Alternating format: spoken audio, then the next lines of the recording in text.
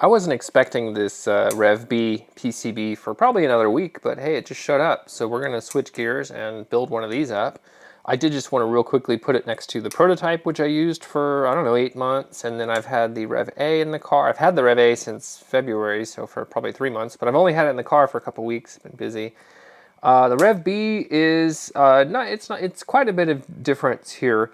I've added a new SPI header so that we can connect to LiVCM.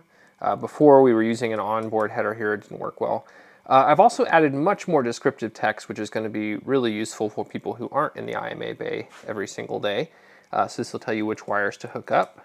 And on the back, you can see that I've actually added the whole bottom part of this circuitry is new. This is so that we can control the brake lights when we are regenning really hard.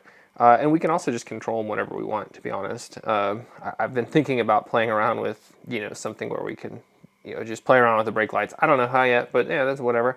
So this is all solid state. And so we do have a heatsink here to help cool off this. The brake lights can pull quite a few amps. This is designed to do continuous 5 amps, and the OEM ones are about 4.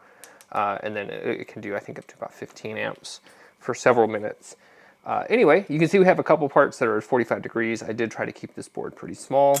It is actually a slightly less surface area than the last version, and yet it has this new functionality here. And then also it's quite a bit narrower, which is really useful when we're installing this in the car. On this RevA version here, the wires, the harness is only like this long where we're installing it, and so it was kind of a bit tight. So here we've taken off, I don't know, maybe 12, 13, maybe even 15 millimeters. Don't quite remember right now. But anyway, yeah, just kind of an evolution of the board as a whole.